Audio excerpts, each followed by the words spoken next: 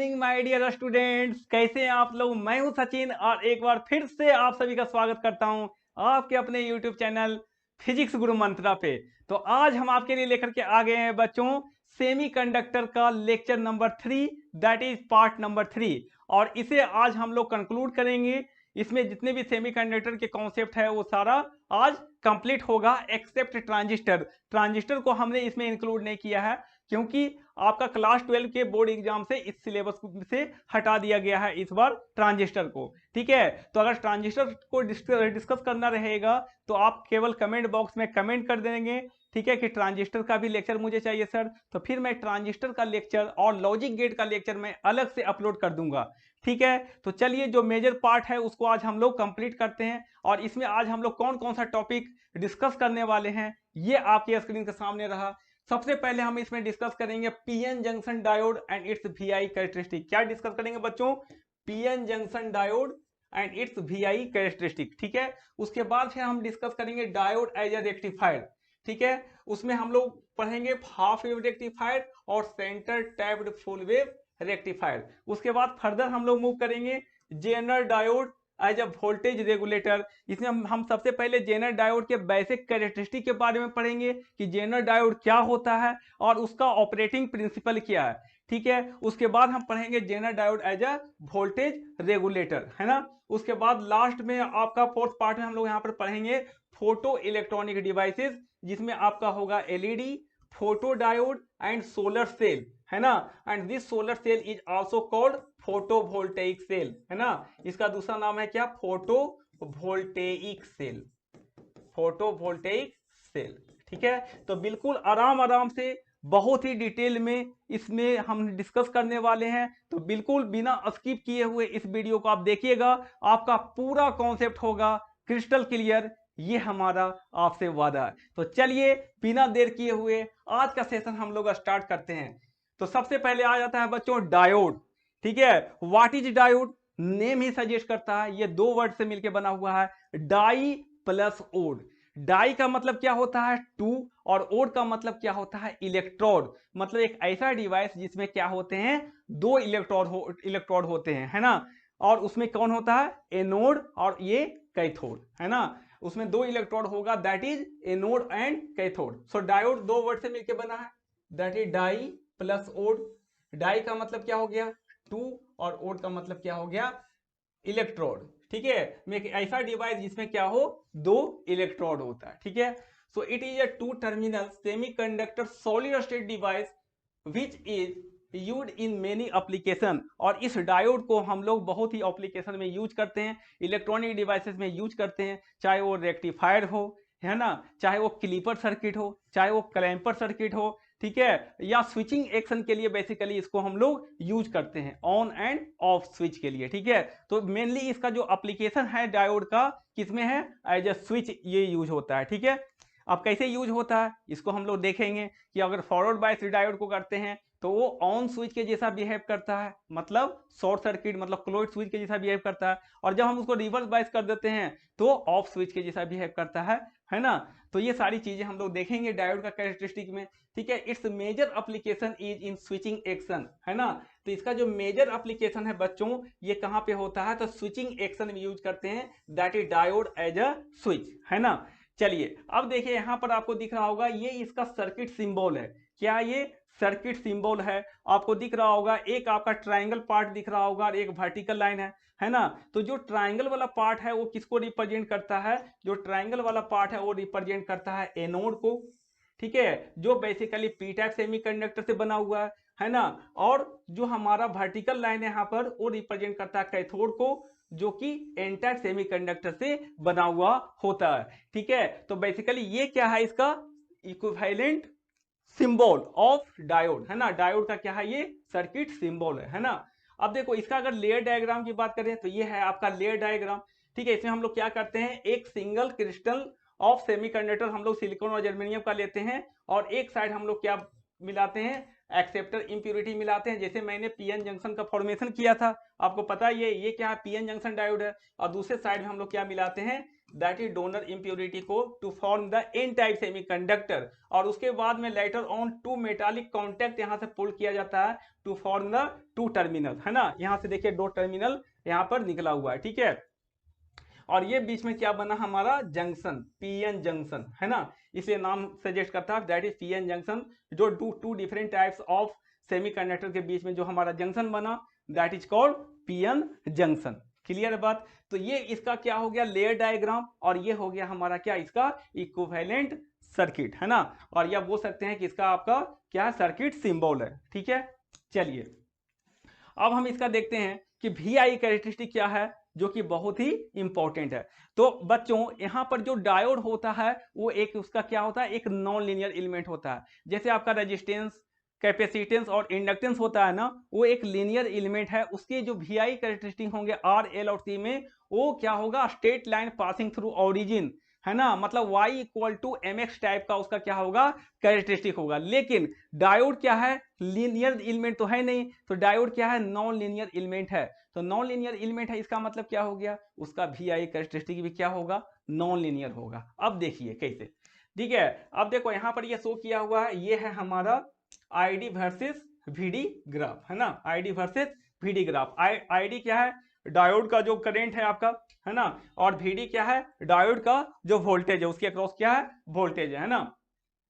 अब देखिए इसमें क्या होगा, दो केसेस में देखेंगे, इधर देखेंगे क्या फॉरवर्ड बायस में और इधर रिवर्स बायस में। तो सबसे पहले मैं आपको फॉरवर्ड बायस में बताता हूं, जब हमारा v का वैल्यू क्या होगा पॉजिटिव होगा, ठीक है, तब क्या होगा। और जब हम v का वैल्यू निगेटिव पुट करेंगे तब क्या होगा, ठीक है। अब देखिए जैसे आपका क्या होगा, आपका ये फॉरवर्ड बायस, इधर क्या होता है हमारा, इधर होता है हमारा फॉरवर्ड बायस कैरेक्टरिस्टिक, और इस साइड होता है हमारा क्या रिवर्स बायस में कैरेक्टरिस्टिक।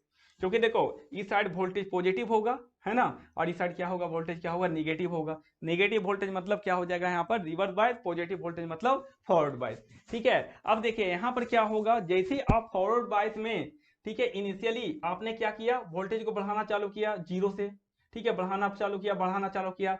लेकिन अब यहाँ पर एक चीज दिख रहा होगा आपको भी गामा। भी गामा क्या होता है बच्चों, इसको बोला जाता है क्या कट इन वोल्टेज, क्या बोला जाता है कट इन वोल्टेज, है ना। कट इन वोल्टेज का मतलब ये हो गया कि इसको एक फॉरवर्ड बायस में एक मिनिमम पोटेंशियल चाहिए, मिनिमम वोल्टेज चाहिए, तभी उसमें सिग्निफिकेंटली करंट फ्लो करेगा। मतलब डायोड तभी तभी ऑन होगा जब उसको एक मिनिमम फॉरवर्ड बायस वोल्टेज दिया जाए, और उस मिनिमम फॉरवर्ड बायस वोल्टेज को बोला जाता है उसका कट इन वोल्टेज। क्या बोला जाता है cut in voltage. So cut in voltage क्या है, it is the minimum forward bias voltage required by the diode two switch on. मतलब उसको ऑन होने के लिए मिनिमम कितना फॉरवर्ड बायस वोल्टेज चाहिए उसको बोलते हैं कट इन वोल्टेज। और अगर ये कट इन वोल्टेज की बात करें तो ये कट इन वोल्टेज का जो वैल्यू होता है बच्चों, ये होता है हमारा 0.3 वोल्ट किसके लिए जर्मेनियम के लिए, और 0.7 वोल्ट होता है किसके लिए सिलिकॉन के लिए, ठीक है। मतलब जर्मेनियम को फॉरवर्ड बायस में 0.3 वोल्ट चाहिए, ठीक है, तभी वो ऑन होगा, और सिलिकॉन को 0.7 वोल्ट चाहिए तभी वो ऑन होगा। तो भी गामा आपको क्लियर हो गया। उसके बाद देखिए आपका, तो जैसे हम उसमें पोटेंशियल देंगे, मतलब जीरो से लेकर के भी गामा तक उसमें सिग्निफिकेंटली करंट क्या है हमारा जीरो है। देखो यहां से जीरो से भी गामा तक कोई करंट फ्लो नहीं कर रहा, मतलब करंट क्या है जीरो है। तो यहां से यहां तक करंट क्या है हमारा, करंट क्या है हमारा उसमें फॉरवर्ड करंट क्या है जीरो है।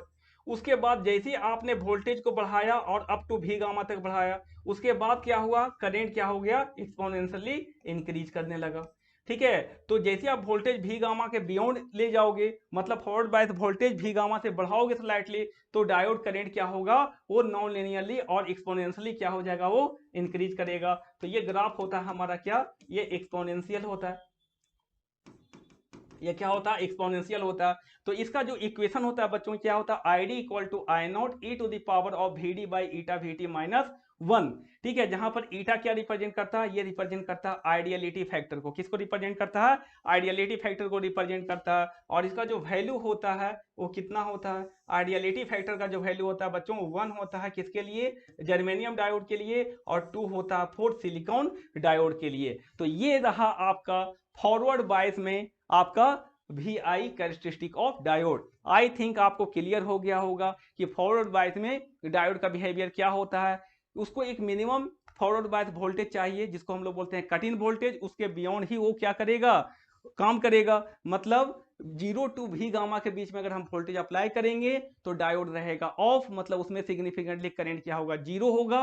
और जैसे ही हम लोग forward bias voltage V gamma या उससे ज्यादा बढ़ा देंगे, तब क्या होगा, उसमें करंट क्या होगा, एक्सपोनेंशियली इंक्रीज करने लगेगा, जो इस इक्वेशन को फॉलो करेगा। ठीक है, अब देखिए यहाँ पर आई नॉट क्या रिप्रेजेंट कर रहा है, तो आई नॉट रिप्रेजेंट करता है बच्चों रिवर्स सैचुरेशन करंट, है ना। इसके बारे में बहुत डिटेल में मैंने प्रीवियस लेक्चर में बताया था, है ना। ये क्या है हमारा रिवर्स सैचुरेशन करंट, है ना, रिवर्स सैचुरेशन करंट, है ना, रिवर्स सैचुरेशन करंट। तो जो लोग वो लेक्चर नहीं देखे हैं उसका लिंक डिस्क्रिप्शन आपको इस वीडियो के नीचे मिल जाएगा। तो उसमें रिवर्स सैचुरेशन करंट के बारे में मैंने बहुत डिटेल में बताया है कि यह रिवर्स सैचुरेशन करंट एक minority carrier, thermally generated minority carrier current होता है, जो always N side to P side flow करता है। ठीक है, every 10 degree centigrade rise in temperature double हो जाता है, और आई नॉट इंडिपेंडेंट होता है बाइसिंग वोल्टेज से। तो ये सारी चीजें मैंने बहुत डिटेल में आपको बताया, ठीक है। चलिए, तो ये हो गया आपका रिवर्स सैचुरेशन करंट, है ना। उसके बाद उसमें हमने ये भी डिस्कस किया था कि रिवर्स सैचुरेशन करंट अगर ज्यादा होगा तो उसका थर्मल स्टेबिलिटी क्या होगा, कम होगा। जर्मेनियम में माइक्रो एम्पियर में होता है, सिलिकॉन में नैनो एम्पियर के रेंज में होता है ना। इसलिए सिलिकॉन क्या होता है, ज्यादा थर्मली स्टेबल होता है एज कंपेयर टू जर्मेनियम, है ना। क्योंकि आपका रिवर्स सैचुरेशन करंट अगर ज्यादा हुआ, थर्मल स्टेबिलिटी क्या हो जाता है, कम हो जाता है। क्लियर है बात। तो ये रहा इसका VI कैरेक्टरिस्टिक, है ना, फॉरवर्ड बायस में। अब देखिए जरा इसको रिवर्स बायस में देखें क्या हो रहा है। तो रिवर्स बायस में देखो बच्चों, जैसे आप रिवर्स बायस बढ़ाने लगोगे, ठीक है, तो उसका एक आपका मैक्सिमम रिवर्स बायस वोल्टेज आएगा, जिसको बोला जाता है उसका ब्रेकडाउन वोल्टेज। जब आप मार्केट से डायोड खरीद के लाओगे ना, तो उसका रेटिंग दिया हुआ रहता है, वो आपका रहता है ब्रेकडाउन वोल्टेज, है ना, कि मैक्सिमम कितना वोल्टेज वो सस्टेन कर सकता है, मैक्सिमम कितना वोल्टेज वो सह सकता है अंडर रिवर्स बायस कंडीशन। उसके बियॉन्ड जाओगे तो डायोड क्या हो जाएगा, थर्मली डैमेज हो जाएगा, क्योंकि उसका भी क्या है, अपना एक कैपेसिटी है।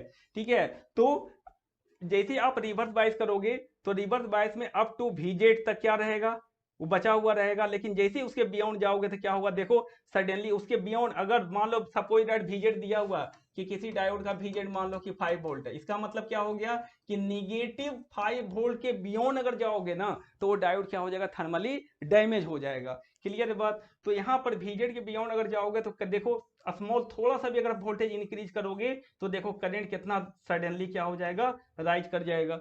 ठीक है, so if we increase the reverse bias voltage beyond VZ, then there is sudden increase in the current. Current क्या होगा, सडनली इंक्रीज करेगा in the reverse bias direction, in the reverse direction, और उस case में क्या होगा, हमारा diode thermally damage हो सकता है। ठीक है, इसलिए हम लोग नॉर्मल पीएन जंक्शन डायोड को फॉरवर्ड बायस में ही ऑपरेट करते हैं, रिवर्स बायस में ऑपरेट नहीं करते हैं, क्योंकि उसको फैब्रिकेट ही किया गया है to work under forward bias condition, है ना। उसका नेचर ही नहीं है कि वो रिवर्स बायस में काम करे, है ना। तो नेचर के अगेंस्ट जाओगे तब क्या हो जाएगा, वो डिवाइस डैमेज हो जाएगा। क्लियर है बात। चलो, तो ये आपका हो गया ब्रेकडाउन वोल्टेज। ब्रेकडाउन वोल्टेज क्या होता है, that is the breakdown voltage is the maximum reverse bias voltage, है ना। मैक्सिमम क्या बोल सकते हैं, but that is minimum reverse bias voltage बोल सकते हैं ना। तो minimum reverse bias voltage beyond that the diode will be thermally damage, है ना। मिनिमम फॉरवर्ड बायस वोल्टेज है ये चीज, उसके बियॉन्ड जाओगे तो क्या हो जाएगा, वो थर्मली डैमेज हो जाएगा, है ना। क्लियर है बात। मतलब हम लोग ये भी बोल सकते हैं जो रिवर्स ब्रेकडाउन वोल्टेज है वो उसका मैक्सिमम निगेटिव वोल्टेज है, मैक्सिमम निगेटिव वोल्टेज है, कि वहीं तक जाओगे, उससे बियॉन्ड जाओगे तो थर्मली क्या हो जाएगा, डैमेज हो जाएगा, है ना। क्लियर है बात। चलो, ये हमारा हो गया that is reverse breakdown voltage के बारे में। ठीक है, तो ये आपका देखो, और यहाँ पर क्या है, ये आई नोट क्या रिप्रेजेंट कर रहा है, रिवर्स सैचुरेशन करंट, है ना, रिवर्स सैचुरेशन करंट। तो यहां से देखो आप जब रिवर्स बायस में कहां तक जाओगे, दैट इज ब्रेकडाउन वोल्टेज तक जाओगे, तब क्या रहेगा, उसके बियॉन्ड जाओगे तो क्या हो जाएगा, वो थर्मली डैमेज हो जाएगा। क्लियर है। चलिए अब आगे बढ़ते हैं, देखते हैं इसमें क्या है और आगे। ठीक है, इक्विवेलेंट सर्किट ऑफ डायोड, है ना। डायोड का जो इक्विवेलेंट सर्किट है उसमें हम लोग दो मॉडल पढ़ते हैं, एक होता है उसका प्रैक्टिकल मॉडल और रियल मॉडल, और दूसरा होता है उसका आइडियल मॉडल। बच्चों, क्या होता है आइडियल मॉडल। तो अगर हम डायोड का प्रैक्टिकल सर्किट देखें तो उसका प्रैक्टिकल सर्किट ये होता है आपका, ठीक है। इसमें क्या होता है, एक मिनिमम फॉरवर्ड बायस वोल्टेज होता है जिसको आपने क्या बोला, भी गामा। ठीक है। और फॉरवर्ड बायस कंडीशन में एक रेजिस्टेंस भी ऑफर करता है जिसको हम लोग क्या बोलते हैं, डायोड फॉरवर्ड रेजिस्टेंस। क्या बोलते हैं, डायोड फॉरवर्ड रेजिस्टेंस। और इसका वैल्यू होता है 10 टू 100 ओम के बीच में। इसका कितना वैल्यू होता है, 10 टू 100 ओम के बीच में, है ना। तो यहाँ पर जो VD होगा वो कितना होगा, VD इक्वल टू क्या होगा, V gamma plus ID into RF। VD equal to कितना होगा, V gamma plus ID into RF। ठीक है। तो ये हो गया इसका प्रैक्टिकल मॉडल, है ना, प्रैक्टिकल मॉडल हो गया। अच्छा, अब अगर आइडियली अगर हम फॉरवर्ड बायस में देखें तो फॉरवर्ड बायस कंडीशन में ये हो गया इसका प्रैक्टिकल मॉडल। अब ये फॉरवर्ड बायस कंडीशन में अगर हम आइडियल मॉडल देखें तो, या आइडियल सर्किट देखें तो आइडियली क्या होता है बच्चों, कट इन वोल्टेज भी जीरो होता है और उसका रेजिस्टेंस भी जीरो होता है। मतलब ये एज्यूम किया गया कि जैसी उसके क्रॉस पोटेंशियल को जीरो या स्लाइटली पॉजिटिव करोगे तो उसमें करंट कंडक्शन होने लगेगा, मतलब डायोड जीरो पोटेंशियल पर ही क्या हो जाएगा, ऑन हो जाएगा। इसलिए उसका जो आपका कट इन वोल्टेज होता है वो क्या होता है, हमारा जीरो होता है। और RF का वैल्यू भी क्या हो जाता है, जीरो हो जाता है। तो आइडियल मॉडल में ये दोनों जीरो, जैसे ये जीरो हो जाएगा, देखो रेजिस्टेंस जीरो, शॉर्ट सर्किट। अब देखो यहाँ पर क्या है, भी गामा भी जीरो हो गया, तो ये भी शॉर्ट सर्किट। तो क्या हो जाएगा हमारा, diode will behaves like a short circuit under forward bias condition. और शॉर्ट सर्किट का मतलब क्या हो गया बच्चों, शॉर्ट सर्किट का मतलब हो गया कि diode will behaves like a on switch. Short circuit का मतलब हो गया क्या, दैट इज क्लोज्ड स्विच या ऑन स्विच, है ना। तो याद रखिएगा, शॉर्ट सर्किट का मतलब क्या हो गया, दैट इज ऑन स्विच या क्लोज्ड स्विच। देखो ये क्लोज्ड स्विच का सिंबल है ना। चलो अब देखो रिवर्स बायस कंडीशन में देख लो जरा क्या होगा। जैसे ही आप डायोड को रिवर्स बायस करोगे, तो रिवर्स बायस करोगे तो क्या करेंगे, negative terminal connected to P side और positive terminal connected to N side. ये हमारा पी टाइप सेमीकंडक्टर, ये एन टाइप सेमीकंडक्टर। तो इस तरह के बाइसिंग हम लोग क्या बोलते हैं, रिवर्स बायस, है ना। जब negative terminal connected to P side and positive terminal is connected to N side of the battery. तो इस केस में क्या होगा, एक रिवर्स डायरेक्शन में एक करंट फ्लो करेगा जिसको हम लोग क्या बोलेंगे, रिवर्स सैचुरेशन करंट। क्या बोलेंगे, रिवर्स सैचुरेशन करंट, है ना। तो अगर हम प्रैक्टिकली देखें तो ये रिवर्स सैचुरेशन करंट फ्लो करता है हमारा, किधर फ्लो करता है, always from N side to P side flow करता है ना। तो ये इस डायरेक्शन फ्लो कर रहा है। और प्रैक्टिकली हम लोग बोल सकते हैं कि डायोड जो है रिवर्स बायस कंडीशन में बहुत ही हाई रेजिस्टेंस ऑफर करता है, और इसको बोला जाता है डायोड रिवर्स रेजिस्टेंस। क्या बोला जाता है बच्चों, डायोड का रिवर्स रेजिस्टेंस बोला जाता है, रिवर्स रेजिस्टेंस, जिसका वैल्यू होता है मेगा ओम के रेंज में। इसका वैल्यू होता है मेगा ओम के रेंज में। तो अब देखो अगर हम आइडियल मॉडल देखें इसका, ठीक है, कि आइडियल मॉडल अगर हम देखें तो आइडियल इक्विवेलेंट सर्किट जो इसका होगा वो कैसा होगा, that is under reverse bias condition diode will behave like a open circuit. और जैसे ये ओपन सर्किट जैसा बिहेव करेगा, मतलब क्या हो गया, इसमें करंट क्या हो जाएगा, जीरो। और करंट जीरो का मतलब हो गया ओपन सर्किट, ओपन सर्किट का मतलब हो गया diode will behave like a off switch, है ना। ऑफ स्विच मतलब क्या हो गया, दैट इज ओपन स्विच, मतलब उसका सिंबल आपको ऐसा हो जाएगा। ठीक है। तो दो केस आपने समझ लिया कि डायोड को जब हम फॉरवर्ड बायस करेंगे तो आइडियली कैसा बिहेव करेगा, शॉर्ट सर्किट या ऑन स्विच के जैसा। और डायोड को जो हम रिवर्स बायस करेंगे तब कैसा बिहेव करेगा, एज अ ओपन स्विच या ऑफ स्विच के जैसा बिहेव करेगा, ओपन सर्किट के जैसा बिहेव करेगा। क्लियर है बात। चलिए अब नेक्स्ट देखते हैं क्या है। अब है dynamic resistance of the diode, है ना। अब डायनेमिक रेजिस्टेंस क्या होता है, the dynamic resistance is defined as the resistance offered by the diode under AC condition. मतलब जब आपने उसमें एसी सिग्नल को अप्लाई किया, ठीक है, डायोड से कनेक्ट किया एसी सिग्नल को, तो उस केस में वो डायोड कितना रेजिस्टेंस ऑफर कर रहा है, उस रेजिस्टेंस को बोलते हैं क्या, डायोड का डायनेमिक रेजिस्टेंस। मतलब डायनेमिक, नेम ही सजेस्ट करता है डायनेमिक, मतलब अंडर एसी कंडीशन। तो अंडर एसी कंडीशन में कितना रेजिस्टेंस वो ऑफर कर रहा है, that is called dynamic resistance. अब देखिए बच्चों, डायनेमिक रेजिस्टेंस को हम लोग डिनोट करते हैं किससे, दैट इज आरडी से। अब ये डायनेमिक रेजिस्टेंस होता क्या है, that is equal to limit delta I D equal to zero, delta V D upon delta I D, और जिसको हम लोग बोलते हैं क्या, D V D upon D I D. क्या बोलते हैं, D V D upon D I D. ये आपका हो गया that is dynamic resistance of diode, D V D upon D I D, है ना। चलो अब देखो यहां पर क्या हो जाएगा आपका, from the diode current equation. अब जरा इसका एक्सप्रेशन निकालते हैं कि एक्चुअली मैथमेटिकल एक्सप्रेशन क्या होता है डायोड का डायनेमिक रेजिस्टेंस का। ठीक है, तो देखिए यहाँ पर डायोड करंट इक्वेशन मेरे पास में है फ्रॉम वी आई कैरेक्टरिस्टिक से I D equal to I not e to the power of V D by eta V T minus one. अब हम क्या करेंगे, इसको डिफरेंशिएट कर दिया मैंने किसके रिस्पेक्ट में, वी डी के रिस्पेक्ट में, तो D by D V D of ये पूरा आ गया हमारा ये डायोड का करंट है ना। अब क्या हो गया हमारा e to the power of V D by eta V T. अब देखो यहाँ पर ये टर्म जो होता है e to the power of V D by eta V T, this is very very greater than one. जब ये very very greater than one होगा तो इस केस में बताइए बच्चों e to the power of V D upon eta V T, ठीक है, और minus one is nearly equal to क्या लिख सकते हैं, e to the power of V D by eta V T लिख सकते हैं कि नहीं लिख सकते हैं। ठीक है, क्योंकि इसका वैल्यू बहुत ज्यादा है वन के कंपेरिजन, मान लो ये 1000 है, ये वन है, ठीक है, तो ये क्या हो जाएगा उसके रिस्पेक्ट में वन को नेगलेक्ट कर सकते हैं, तो ये आपका आ जाएगा।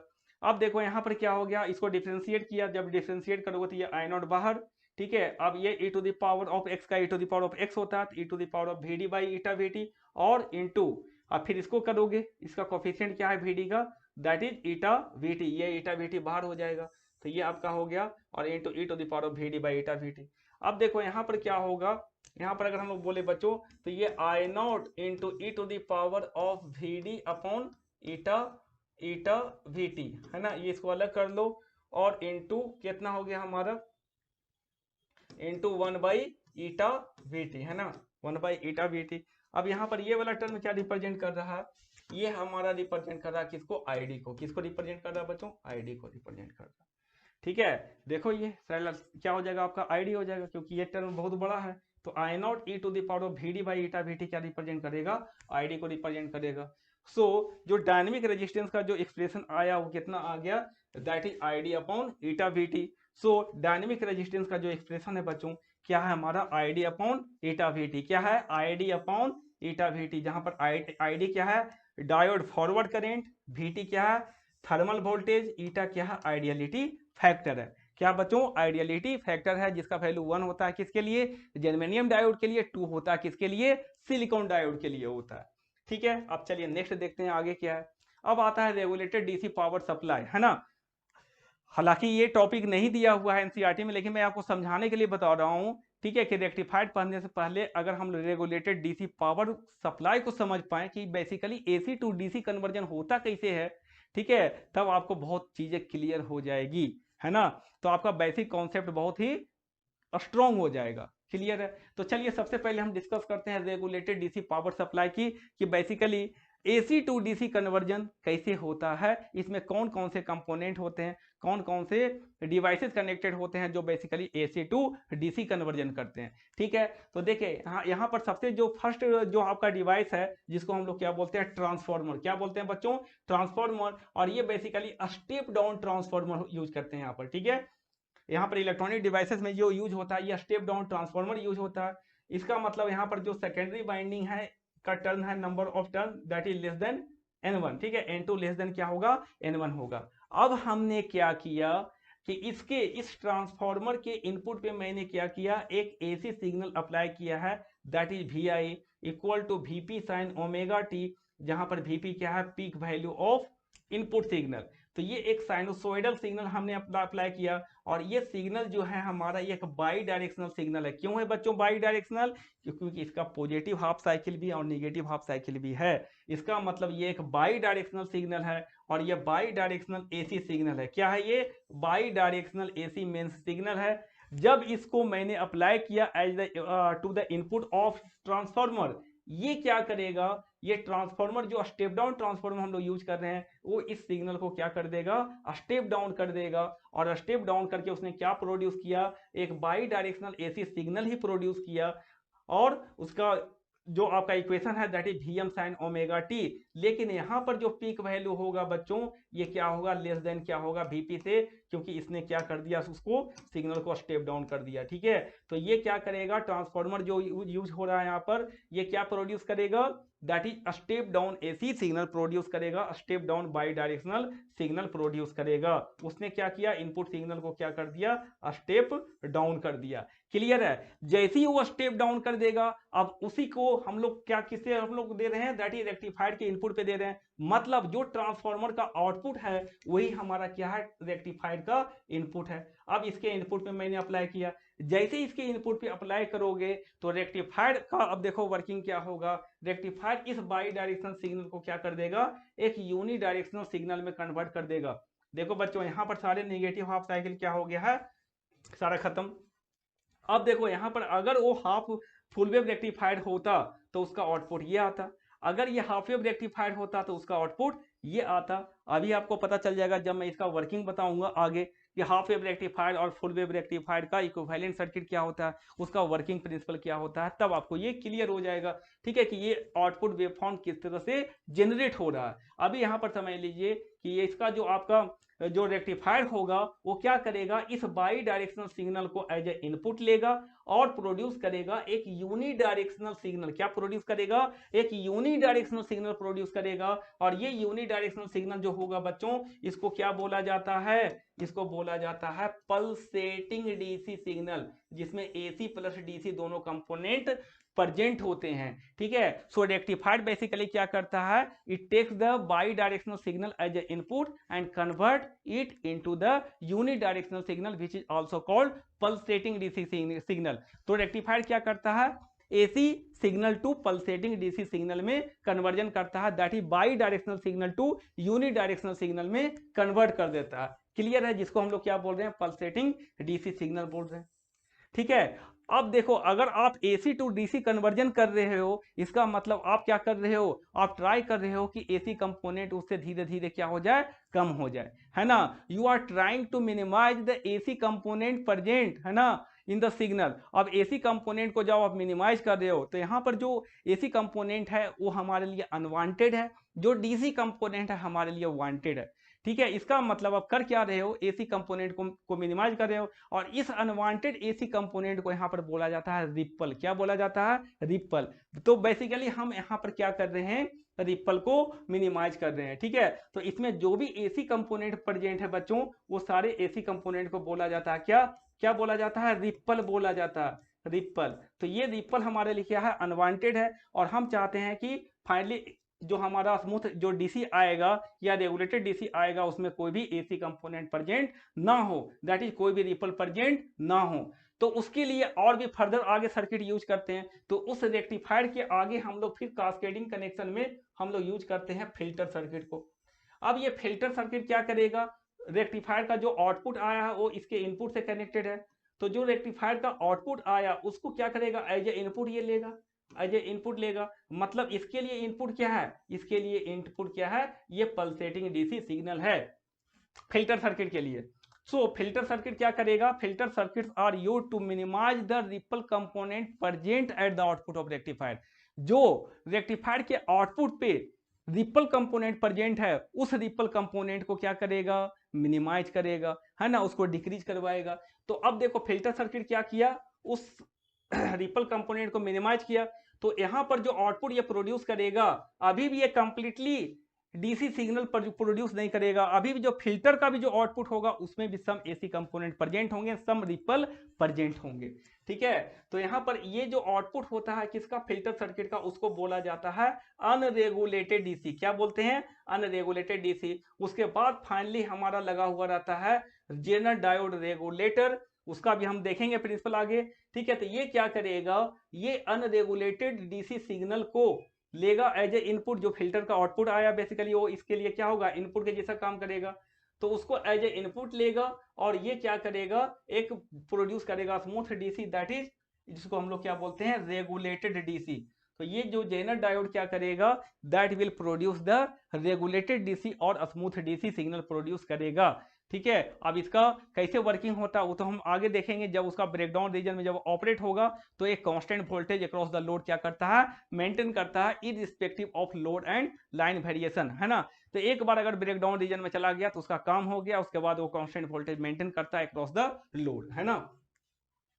चलिए, तो अब देखते हैं आगे क्या है। तो इस तरह से हमारा बच्चों ये चार ब्लॉक कनेक्टेड होते हैं और चारों कंबाइंडली वर्क करते हैं, तब जाकर के हमारा एसी टू डीसी कन्वर्जन होता है। ठीक है, तो अब देखिए इसमें हम लोग ट्रांसफार्मर के आगे जो हमारा ब्लॉक है दैट इज रेक्टिफायर, उसको हम लोग डिटेल में स्टडी करेंगे सबसे पहले। ठीक है, चलिए, तो सबसे पहले हम आ जाते हैं हाफ वेव रेक्टिफायर। क्या है बच्चों, हाफ वेव रेक्टिफायर। अब देखो हाफ वेव रेक्टिफायर क्या है, यहाँ पर आपको दिख रहा होगा ये हम स्टेप डाउन ट्रांसफार्मर यूज कर रहे हैं, जहां पर N2 क्या है हमारा, that is less than N1 है। N2 क्या है, लेस देन N1 है। तो इसमें मैंने क्या किया, एक by directional AC input signal दिया हमने, एक by directional AC input signal दिया कहाँ पे, इसके इनपुट टर्मिनल पे जो कि AB टर्मिनल है।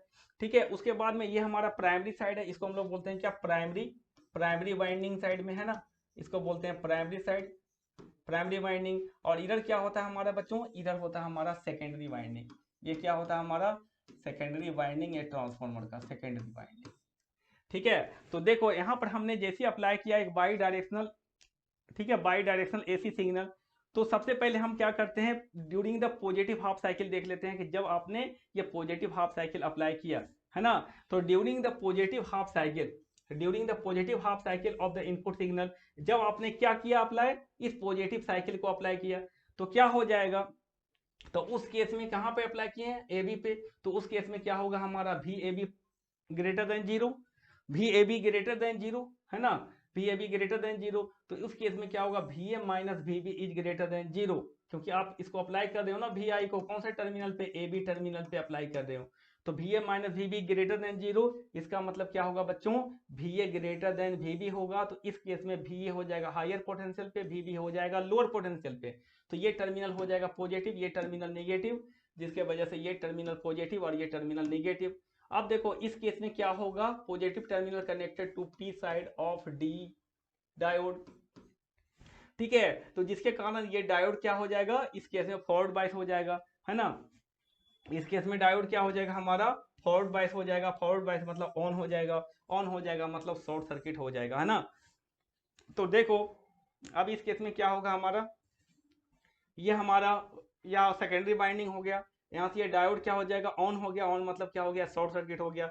यहाँ से लोड कनेक्टेड है, तो इस तरह से टॉप टू बॉटम हमारा करंट फ्लो करेगा। अब देखो निगेटिव हाफ साइकिल में क्या होगा बच्चों, during the negative half cycle of the input signal क्या होगा, VAB निगेटिव मतलब VA माइनस VB निगेटिव मतलब VA लेस देन VB, और VA लेस देन VB का मतलब क्या हो गया, फिर ये आ जाएगा लोअर पोटेंशियल पे और ये आ जाएगा हमारा क्या, हायर पोटेंशियल पे। तो इस केस में क्या हो जाएगा हमारा, इस केस में हमारा ये टर्मिनल ए टर्मिनल क्या हो जाएगा, नेगेटिव। देखो यहाँ पर ए टर्मिनल नेगेटिव लोअर पोटेंशियल पे, अब बी टर्मिनल आ जाएगा हायर पोटेंशियल पे, जिसके कारण ये टर्मिनल नेगेटिव, ये टर्मिनल पॉजिटिव। इसके वजह से डायोड क्या हो जाएगा हमारा, इस केस में डायोड जो हो जाएगा हमारा रिवर्स बायस हो जाएगा, और डायोड रिवर्स बायस हो जाएगा मतलब क्या हो जाएगा, रिवर्स बायस होना मतलब ऑफ हो जाएगा, ऑफ हो जाएगा मतलब ओपन सर्किट के जैसा बिहेव करने लगेगा।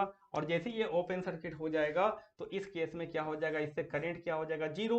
और करंट आउटपुट करंट जीरो मतलब V0 का भी वैल्यू क्या हो जाएगा, यहाँ पे जीरो हो जाएगा। यहाँ से क्लियर है बात, ठीक है। तो इसका मतलब अब देखो यहाँ पर जब हम फॉरवर्ड बायस, ठीक है, जब हम लोग क्या यूज कर रहे हैं, पॉजिटिव हाफ साइकिल यूज कर रहे हैं, तब डायोड ऑन है मतलब शॉर्ट सर्किट की जैसा बिहेव करेगा, तो उस केस में आउटपुट प्रोड्यूस होगा। और जब रिवर्स बायस में हम लोग देखेंगे तो डायोड हो जाएगा ऑफ, तो आउटपुट हो जाएगा क्या, जीरो हो जाएगा। ठीक है, चलिए अब नेक्स्ट देखते हैं आगे क्या है। सो आउटपुट वेवफॉर्म हमारा कैसे बनेगा with respect to the input. देखिए ये हमारा क्या है, इनपुट है, ये हमारा क्या है, इनपुट है। अब ये इनपुट हमारा क्या था, एक बाई डायरेक्शनल सिग्नल था। क्या था बच्चों, एक बाई डायरेक्शनल सिग्नल था। तो जैसे ही मैंने क्या किया, इसका हमने पॉजिटिव साइकिल अप्लाई किया, पॉजिटिव हाफ साइकिल, उस केस में आउटपुट क्या है, सेम एज इनपुट है। जैसे आप नेगेटिव हाफ साइकिल करो अप्लाई करोगे, आउटपुट क्या हो गया, जीरो। फिर इनपुट अप्लाई करोगे पॉजिटिव हाफ साइकिल, तो output follow the input V0 equal to VS यहाँ पर। ठीक है, यहाँ पर भी क्या होगा, V0 इक्वल टू VS।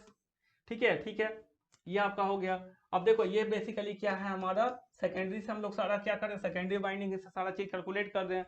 ठीक है, तो एक बार स्टेप डाउन होने के बाद में जो इनपुट आया वो क्या है हमारा, सेकेंडरी साइड में VS है। ठीक है, तो अब क्या होगा हमारा, फिर उसी तरह से क्या होगा हमारा, पॉजिटिव हाफ साइकिल पे इनपुट प्रोड्यूस होगा आउटपुट में, और जब निगेटिव हाफ साइकिल अप्लाई करेंगे तो फिर आउटपुट क्या हो जाएगा, जीरो हो जाएगा। तो अब इसका मतलब ये हो गया कि ये हमारा आउटपुट वेवफॉर्म इस तरह से बनेगा, नेगेटिव हाफ साइकिल में diode off, output zero, positive half cycle में diode on, output is same as input. फिर अगेन पॉजिटिव हाफ साइकिल में diode is on, output is same as input. इस तरह से हमारा वेवफॉर्म बन जाएगा। ठीक है, अब ये इसका ट्रांसफर कैरेक्टरिस्टिक है, क्या है बच्चों। अब देखो जब हम फॉरवर्ड बायस यूज कर रहे हैं, that is VI greater than zero, उस केस में क्या है, उस केस में क्या है हमारा, V0 इक्वल टू क्या है हमारा, दैट इज VS है, V0 इक्वल टू VS या VI बोलो। ठीक है, तो देखो जब हमारा क्या है, हमारा VI पॉजिटिव है, तो आउटपुट क्या हो रहा है, output follow the input. Output follow the input. और जब हमारा V I less than zero है तो आउटपुट क्या हो रहा है हमारा जीरो हो जा रहा है, आउटपुट क्या हो जा रहा है जीरो हो जा रहा है। क्लियर है बात। तो ये हमारा बन गया इसका क्या, that is V I, that is transfer characteristic. क्या बन गया बच्चों, ट्रांसफर कैरेक्टरिस्टिक ऐसा होगा हमारा। ठीक है, सो आउटपुट इज जीरो कब, when vi is less than 0 and output is equal to v not equal to vi when vi is greater than 0। Clear है। अब इसका डिसएडवांटेज कुछ था, डिसएडवांटेज क्या था, इसका इफिशियंसी बहुत ही कम था बच्चों। कितना इफिशियंसी था, दैट इज 40.56% ओनली। ठीक है, केवल जितना भी एसी सिग्नल मैंने अप्लाई किया ना उसका केवल 40.56% ही कन्वर्जन कर पा रहा। ठीक है, तो इसका कन्वर्जन इफिशियंसी क्या था, बहुत ही कम था। दूसरा चीज क्या है, problem of core saturation. Problem of core saturation क्या हो रहा है बच्चों कि देखो जो सेकेंडरी वाइंडिंग में है वो करंट का फ्लक्चुएशन बहुत ज्यादा हो रहा है। फॉरवर्ड बायस में एकदम से करंट फ्लो कर रहा है क्योंकि डायोड ऑन है, और रिवर्स बायस में क्या हो जा रहा है, डायोड ऑफ मतलब करंट जीरो। फिर current maximum current zero, current maximum current zero. इसका मतलब करंट जो है सेकेंडरी वाइंडिंग ऑफ ट्रांसफार्मर में करंट का फ्लक्चुएशन बहुत ज्यादा है, जिसके वजह से ट्रांसफार्मर का कोर क्या हो सकता है, वो डैमेज हो सकता है। इस प्रॉब्लम को बोला जाता है प्रॉब्लम ऑफ कोर सैचुरेशन। हम लोग कभी नहीं चाहते हैं कि एक यूनिडायरेक्शनल करंट फ्लो करे, किसमें, ट्रांसफार्मर में। ठीक है, तो ट्रांसफार्मर में ऑलवेज हम लोग प्रेफर करते हैं कि एक बाई डायरेक्शनल सिग्नल क्या करे, फ्लो करे दोनों, है ना। तो ये चीज होता है, तो इसके कारण क्या होगा, हमारा ट्रांसफार्मर डैमेज हो सकता है ना। और तीसरा प्रॉब्लम क्या था इसके साथ एसोसिएटेड, कि size of transformer is very large. और साइज ऑफ ट्रांसफार्मर जब लार्ज होगा तो उसके कारण कॉस्ट क्या हो जाएगा, इंक्रीज कर जाएगा। क्या होगा बच्चों, कॉस्ट क्या होगा, इंक्रीज कर जाएगा। ठीक है, तो ये कभी आप नहीं चाहोगे, कॉस्ट को तो बचाना है ना। ठीक है, आपका कॉस्ट ही इतना ज्यादा लग जाएगा तो डिवाइस बहुत महंगा हो जाएगा। चलो अब नेक्स्ट हमारा क्या है, that is centre tap full wave rectifier. अब इसके डिसएडवांटेज को ओवरकम करने के लिए फिर नेक्स्ट जो हमारा रेक्टिफायर आया that is centre tapped full wave rectifier. अब इसका देखो ये इक्विवेलेंट सर्किट है। अब यहाँ पर सेकेंडरी वाइंडिंग में देखो इसके सेंटर से एक टैपिंग किया हुआ रहता है, इसको हम ग्राउंड से कनेक्ट करते हैं जीरो पोटेंशियल से, है ना। एग्जैक्टली कहाँ पे, इस वाइंडिंग के एकदम मिडिल से, है ना। इसलिए इसको बोला जाता है सेंटर टैपिंग। क्या बोला जाता है यहाँ से, सेंटर टैपिंग बोला जाता है, सेंटर टैपिंग, है ना, सेंटर टैपिंग इसको बोला जाता है, सेंटर टैपिंग बोला जाता है। तो इसको हमने सेंटर टैपिंग यहाँ से कर दिया। अब यहाँ से लोड डायरेक्टली कनेक्टेड, जहां पर आउटपुट वोल्टेज वी नोट है और आउटपुट करंट क्या है, आई नोट है। अब आइए देखते हैं इसका वर्किंग किस तरह से होता है। ठीक है, सबसे पहले during the positive half cycle, जैसे हम पॉजिटिव हाफ साइकिल अप्लाई करेंगे इनपुट का, मतलब ये अप्लाई करेंगे पॉजिटिव हाफ साइकिल। तो जैसे पॉजिटिव हाफ साइकिल अप्लाई करोगे तो उस केस में क्या होगा, वी ए बी पॉजिटिव मतलब V A minus V B positive, मतलब V A is greater than V B. तो वी ए जब ग्रेटर देन वी बी होगा इसका मतलब क्या हो गया कि ए जो होगा हायर पोटेंशियल पे आ जाएगा और बी आ जाएगा लोअर पोटेंशियल पे, है ना। ए आ जाएगा हायर पोटेंशियल पे और बी क्या आ जाएगा, लोअर पोटेंशियल पे आ जाएगा। ठीक है, तो इस केस में क्या हो जाएगा बच्चों, देखिए ए आ गया हमारा हायर पोटेंशियल पे और बी हो गया हमारा लोअर पोटेंशियल पे, जब आपने पॉजिटिव हाफ साइकिल अप्लाई किया, जिसके वजह से क्या हो जाएगा, ये पॉजिटिव आ जाएगा, ये निगेटिव हो जाएगा, उसके बाद ये पॉजिटिव और ये निगेटिव, जिसकी वजह से क्या होगा, देखो अब positive terminal is connected to P side of D1, तो ये डायोड क्या हो जाएगा, D1 क्या हो जाएगा, ऑन। अब देखो negative terminal is connected to N side of D2, ये हमारा D2 डायोड है। ठीक है, जिसके वजह से ये डायोड क्या हो जाएगा, हमारा ऑफ हो जाएगा। तो positive half cycle of input signal के केस में क्या हो जाएगा, हमारा डायोड D1 क्या हो जाएगा, फॉरवर्ड बायस मतलब ऑन हो जाएगा, मतलब शॉर्ट सर्किट, और डायोड D2 जो हो जाएगा reverse bias that is of मतलब ओपन सर्किट जैसा बिहेव करेगा। ठीक है, अच्छा उसी तरह से जब हम नेगेटिव हाफ साइकिल अप्लाई करेंगे उस केस में क्या होगा, नेगेटिव हाफ साइकिल अप्लाई करेंगे मतलब जब हम ये सिग्नल को देंगे। ठीक है, तो जैसे नेगेटिव हाफ साइकिल अप्लाई करेंगे तो वी ए बी क्या हो जाएगा, लेस देन जीरो, मतलब V A minus V B less than zero, V A minus V B क्या हो जाएगा, लेस देन जीरो। तो क्या हो जाएगा इस केस में, वी ए आ जाएगा लोअर पोटेंशियल पे और वी बी आ जाएगा हायर पोटेंशियल पे। तो अब देखो वी ए आ जाएगा लोअर पोटेंशियल पे, लोअर पोटेंशियल पे, और वी बी आ जाएगा क्या, हायर पोटेंशियल पे। इसके वजह से ये निगेटिव ये पॉजिटिव, ये निगेटिव ये पॉजिटिव। अब now negative terminal is connected to P side of D1, है ना, जिसके वजह से D1 क्या हो जाएगा इस केस में, ऑफ हो जाएगा। और यहाँ पर देखो पॉजिटिव टर्मिनल कनेक्टेड टू, ठीक है, connected to P side of D2, तो D2 क्या हो जाएगा हमारा बच्चों, ऑन हो जाएगा। तो इस केस में क्या होगा, D1 हो जाएगा हमारा रिवर्स बायस मतलब ऑफ हो जाएगा, ऑफ मतलब ओपन सर्किट हो जाएगा। और D2 क्या हो जाएगा हमारा फॉरवर्ड बायस मतलब ऑन हो जाएगा, ऑन मतलब क्या हो जाएगा हमारा शॉर्ट सर्किट हो जाएगा। तो इस केस में देखो आपका इक्विवेलेंट सर्किट ऐसा बन जाएगा। ठीक है, अब देखो, अब जो इस केस में क्या होगा, जब हम निगेटिव हाफ साइकिल अप्लाई करेंगे तो कंडक्शन पाथ हमारा इधर से आएगा होगा, मतलब जब D2 कंडक्ट कर रहा तो D2 के थ्रू करंट फ्लो करेगा, तो D2 के थ्रू इस तरह से करंट फ्लो करेगा, और D2 हो गया क्या, D2 हो गया हमारा ऑन। ठीक है, तो आउटपुट देखो कैसे प्रोड्यूस हो रहा है, आउटपुट इस डायरेक्शन फ्लो कर रहा है, that is from top to bottom. कैसे फ्लो कर रहा है, top to bottom, top to bottom flow कर रहा है। ठीक है, अब पॉजिटिव हाफ साइकिल के भी केस में देखो, जब हमारा D1 कंडक्ट कर रहा, उस केस में भी करंट फ्लो कर रहा फ्रॉम टॉप टू बॉटम। इसका मतलब जब आपने पॉजिटिव हाफ साइकिल अप्लाई किया है या निगेटिव हाफ साइकिल अप्लाई किया है, direction of current through the load change नहीं हो रहा। ये क्या इंडिकेट कर रहा बच्चों, ये इंडिकेट कर रहा है कि जो बाई डायरेक्शनल सिग्नल है वो यूनि डायरेक्शनल सिग्नल में कन्वर्ट हो चुका है, क्योंकि पॉजिटिव और निगेटिव दोनों हाफ साइकिल में आपका करंट का डायरेक्शन लोड के थ्रू सेम ही डायरेक्शन में, that is from top to bottom, है ना। Hence uh bidirectional signal is converted into unidirectional signal. जी सर, समझ आ गया। चलिए आगे बढ़ते हैं बच्चों कि आगे और क्या है इसमें। ये आपका है सेंटर टैप फुल। अब इसका आउटपुट वेव फॉर्म देखो, आउटपुट वेव फॉर्म क्या है, जब मैंने इनपुट के अलाइनमेंट में बनाया है। ठीक है, अब ये इनपुट हमारा रहा बाई डायरेक्शनल सिग्नल। ठीक है, जब इनपुट का मैंने पॉजिटिव हाफ साइकिल अप्लाई किया, उस केस में आउटपुट क्या है, सेम एज इनपुट। जब नेगेटिव हाफ साइकिल अप्लाई किया तो भी क्या कर रहा है, उसको यूनिट डायरेक्शनल सिग्नल में कन्वर्ट कर रहा, तो इस नेगेटिव को भी पॉजिटिव कर देगा। ठीक है, अब देखो ये पॉजिटिव हाफ साइकिल अप्लाई करेंगे तो फिर सेम ही आएगा, नेगेटिव हाफ साइकिल में क्या करेगा, उसको ठीक है रिवर्स कर देगा, मतलब क्या आ जाएगा हमारा पॉजिटिव, मतलब सारे नेगेटिव को भी क्या कर देगा, पॉजिटिव। अब देखो यहाँ पर देखो बच्चों, यहाँ पर टाइम पीरियड कितना था, यहाँ पर देखो यहाँ से यहाँ तक टाइम पीरियड कितना था, Ti। इसका इनपुट टाइम पीरियड Ti था। अब इसका टाइम पीरियड कितना हो गया, देखो यहाँ पर क्या हो जाएगा, ये T0। तो देख लो टाइम पीरियड क्या हो गया, इसका टाइम पीरियड हाफ हो गया। ये पूरा क्या था, पूरा साइकिल में यहाँ पर क्या, यहाँ से यहाँ तक टाइम पीरियड था, इनपुट टाइम पीरियड, जहां से फर्स्ट टाइम रिपीट हो रहा था इनपुट सिग्नल, अब ये यहीं से रिपीट हो रहा है, मतलब आउटपुट टाइम पीरियड क्या हो गया, half of input time period. Input time period का हाफ हो गया, और जो आउटपुट फ्रीक्वेंसी हुआ that is 2 times of input frequency हो गया। ठीक है, तो फुल वेव रेक्टिफायर के केस में क्या हो जाता है, हमारा आउटपुट फ्रीक्वेंसी डबल हो जाता है और आउटपुट टाइम पीरियड क्या हो जाता है, हाफ हो जाता है। क्लियर है बात, जी सर। चलो तो अब आगे बढ़ते हैं, तो यहाँ पर हमारा क्या है, ये हमारा ट्रांसफर कैरेक्टरिस्टिक है, ट्रांसफर कैरेक्टरिस्टिक है। तो ट्रांसफर कैरेक्टरिस्टिक में क्या होगा बच्चों, जब आप अप्लाई करोगे VI, मतलब आउटपुट वर्सेस इनपुट कर्व है ना, जब VI पॉजिटिव होगा उस केस में V0 का वैल्यू क्या था हमारा, आउटपुट फॉलो द इनपुट। ठीक है, जब हमारा VI क्या था, जब हमारा VI नेगेटिव था उस केस में V0 इक्वल टू क्या था, माइनस VI। अब देखो जरा ध्यान दो, जब हमारा VI नेगेटिव है इस पर एक और नेगेटिव लगेगा तभी तो पॉजिटिव हो पाएगा। तो जब हमारा VI लेस देन 0 है उस समय आउटपुट क्या होगा, equal to minus of VI। So जब निगेटिव, जब VI लेस देन 0 तो output is equal to minus of VI, मतलब इस निगेटिव को भी क्या करेगा, पॉजिटिव कर देगा। ठीक है, तो ये इसका ट्रांसफर कैरेक्टरिस्टिक हो गया, है ना। और ये देखने से क्या लग रहा है, मॉड एक्स का ग्राफ नहीं है, y equal to mod x, ये टाइप का, y equal to mod x, ये V शेप में होता है।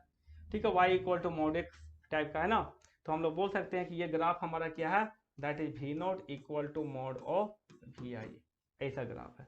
ठीक है, क्योंकि y क्या है हमारा V0, x क्या है हमारा, दैट इज VI है। ठीक है, अब देखो फुल वेव रेक्टिफायर के लिए अगर हम लोग देखें तो इफिशियंसी कितना होता है बच्चों, 81.2% होता है, इफिशियंसी बढ़ गया। There is no problem of core saturation, यहाँ पे कोई कोर सैचुरेशन का प्रॉब्लम नहीं है, रिपल कंपोनेंट भी डिक्रीज हो गया, और साइज ऑफ ट्रांसफार्मर भी थोड़ा क्या हो गया, रिड्यूस हो गया, विच रिड्यूसेस द कॉस्ट, कॉस्ट को क्या कर दिया, वो रिड्यूस कर दिया, क्योंकि साइज ऑफ ट्रांसफार्मर क्या हो चुका है, रिड्यूस हो चुका है। क्लियर है बात, ठीक है। चलिए फिर आगे बढ़ते हैं हम लोग, आगे क्या है, आगे अब जेनर डायोड है ना। जेनर डायोड क्या है हमारा, एक जेनर डायोड मैं बता देता हूं बच्चों, जेनर डायोड क्या है, एक specially designed special purpose diode है। ठीक है, which is fabricated to operate under reverse breakdown region, है ना। इसका मतलब क्या हो गया कि जो जेनर डायोड है उसको, वो एक ऐसा डिवाइस है जिसको फैब्रिकेट ही किया गया है to operate under reverse breakdown condition, मतलब उसका जो एक्चुअल ऑपरेटिंग रीजन है वो कौन सा रीजन है, that is reverse breakdown reason, मतलब उसमें ब्रेकडाउन करवाना पड़ेगा, रिवर्स ब्रेकडाउन करवाना पड़ेगा, तभी उसका एक्चुअल बिहेवियर खुल के आएगा, तभी वो एज ए वोल्टेज रेगुलेटर के जैसा बिहेव करेगा। ठीक है, तो आइए देखते हैं क्या है, it is a special purpose PN junction diode. ये क्या है हमारा, नॉर्मल पर्पस नहीं है, ये हमारा क्या special purpose PN junction diode है, which work on the which work in the reverse breakdown region, है ना, जो किसमें वर्क करता है, रिवर्स ब्रेकडाउन रीजन में वर्क करता है अंडर रिवर्स बाइस कंडीशन, मतलब ये रिवर्स बाइस कंडीशन में वर्क करता है। तो फिर ये फॉरवर्ड बाइस में क्या करता होगा, एक चीज दिमाग में आता है बात, ठीक है, कि अगर वो रिवर्स ब्रेकडाउन रीजन में वो ऑपरेट हो रहा है तो फिर उसका फॉरवर्ड बाइस में क्या काम। तो फॉरवर्ड बाइस में बेसिकली वो डायोड बच्चों, जो जेनर डायोड है अंडर फॉरवर्ड बाइस कंडीशन में नॉर्मल पीएन जंक्शन डायोड के जैसा बिहेव करता है। और फिर रिवर्स बाइस में बिफोर ब्रेकडाउन क्या होता है सर, क्योंकि आफ्टर ब्रेकडाउन के बाद में क्या है, कांस्टेंट वोल्टेज डिवाइस या वोल्टेज रेगुलेटर के जैसा वर्क कर रहा है।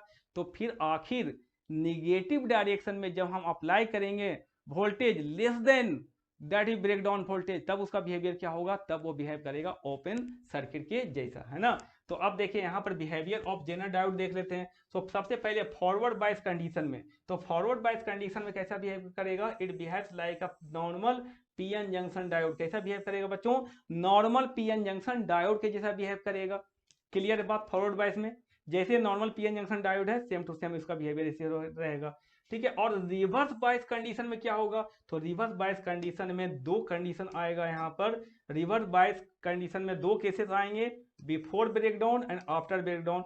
बिफोर ब्रेकडाउन कैसा बिहेव करेगा, ओपन सर्किट के जैसा, जब तक उसका ब्रेकडाउन ना हो जाए तब तक कैसा बिहेव करेगा, आइडियली ओपन सर्किट के जैसा बिहेव करेगा। और after breakdown behaves like a constant voltage device, मतलब वो क्या करेगा, लोड के अक्रॉस एक कांस्टेंट वोल्टेज मेंटेन करेगा।